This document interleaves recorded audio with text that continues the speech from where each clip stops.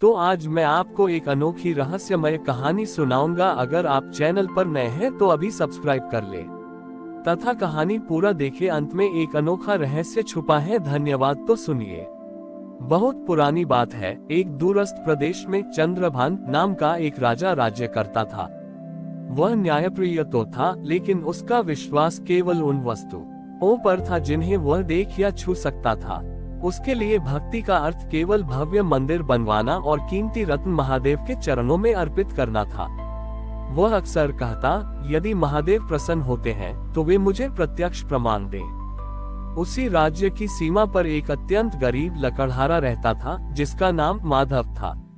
माधव के पास शिव को चढ़ाने के लिए न तो स्वर्ण मुद्राएं थी और न ही कोई भव्य थाली। वह हर दिन जंगल से सूखी लकड़ियां काटता और शाम को लौटते समय एक मिट्टी के छोटे से बर्तन में थोड़ा सा पानी और एक बेलपत्र लेकर शिव के पुराने लिंग पर चढ़ा देता। उसके पास बैठने के लिए चटाई तक नहीं थी। वह बस गीली मिट्टी पर घुटने टेककर घंटों बैठा रहता।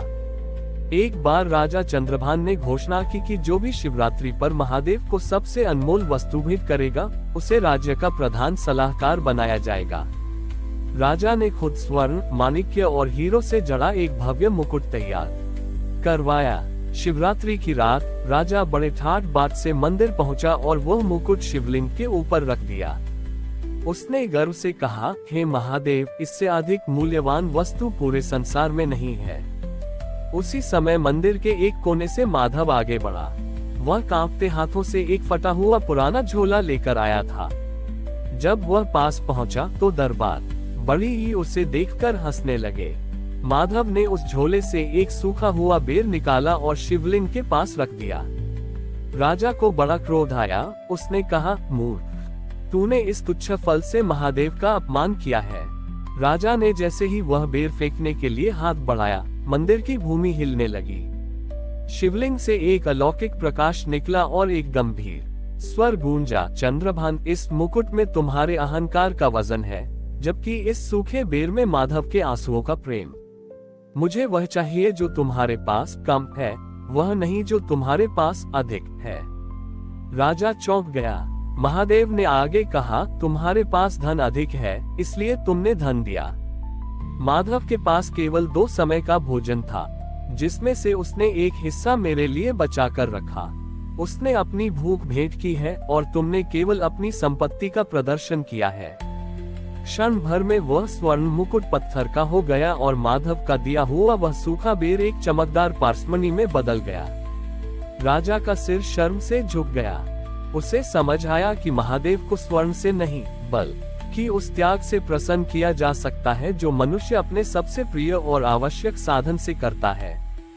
चंद्रभान ने राजसी ठाठ छोड़कर माधव को अपना गुरु मान लिया और राज्य में यह नियम बनाया कि अब से भक्ति प्रदर्शन के लिए नहीं, बल्कि आत्मा शुद्धि के लिए की जाएगी।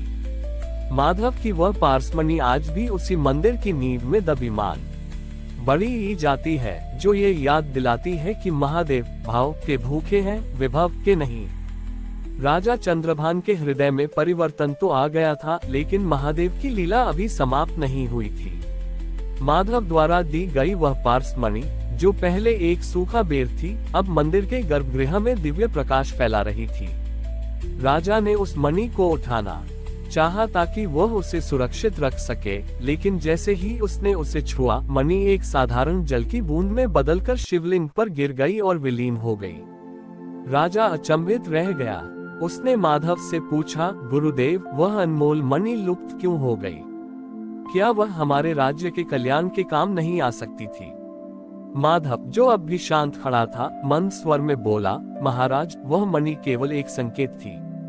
महादेव ने दिखाया कि जो वस्तु उनके प्रेम से उत्पन्न होती है, वह संसार के भोग के लिए नहीं होती।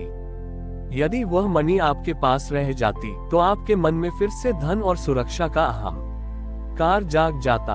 असली पारसमणि वह ज्ञान है जिसने आपके भीतर के लोभ को राख कर दिया। उसी रात महादेव राजा के स्वप्न में आए। उन्होंने कहा, चंद्रभान, तुमने त्याग करना तो सीख लिया, लेकिन अब तुम्हें सेवक का मर्म समझना होगा। कल सूर्योदय के समय तुम राज्य के उत्तर में स्थित उस बंजर भूमि पर जाना जिसे तुमने अब आगा कहकर त्याग दिया था। अगले दिन राजा और माधव उस बंजर भूमि पर पहुंचे। वहां की मिट्टी सूखी थी और हवा में धूल थी। वहां कुछ अत्यंत निर्धन लोग पत्थरों की खदानों में काम कर रहे थे। राजा को अपनी विलासिता पर लज्जा आई। उसने अपने रेशमी वस्त्र त्यागे और उन मजदूरों के साथ काम करना शुरू कर दिया। राजा ने घोषणा की कि अब से वह महल में नहीं बल्कि इन्हीं के बीच एक कुटिया में रहेगा।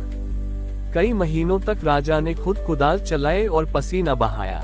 एक दिन खुदाई करते समय राजा का औजार किसी धातु से टकराया। जब मिट्टी हटाई गई तो वहां से कोई खजाना नहीं बल्कि एक प्राचीन जल कुंड निकला जिसका जल दूध जैसा सफेद और शीतल था। उस जल के स्पर्श से वहां की सूखी भूमि देखते ही देखते हरी भरी हो गई। माधव ने राजा की आंखों में संतोष के आंसू देखकर कहा, महाराज, जब तक आप मंदिर में सोना चढ़ा रहे थे, महादेव दूर थे। आज जब आपने प्यासे को पानी देने के लिए पसीना बहाया, तो महादेव आपके भीतर प्रकट हो गए। ये जल कुंड उस पारसमणि से कहीं अधिक मूल्यवान है, क्योंकि यह जीवन देता है, अहंकार नहीं। वह स्थान शिव सरोवर के नाम से प्रसिद्ध हुआ। वहां कोई भव्य मंदिर नहीं बनाया गया, बल्कि केवल एक पीपल का पेड़ लगाया गया जिसके नीचे राजा और प्रजा साथ बैठकर महादेव का ध्यान करते थे। इस तरह राजा चंद्रभान एक शासक से राजर्षि बन गए और माधव की सरलता ने पूरे राज्य को भक्ति के वास्तविक मार्ग पर खड़ा कर दिया। हमारी और भी आध्यात्मिक एवं अनोखी कहानियां देखने के लिए हमारे चैनल पर जाएं तथा धार्मिक एवं पौराणिक अनोखी कहानियां हमारे चैनल पर है। कृपया जाके देखें तथा हमारे चैनल को सब्सक्राइब करके रखें और वीडियो लाइक जरूर करें। धन्यवाद।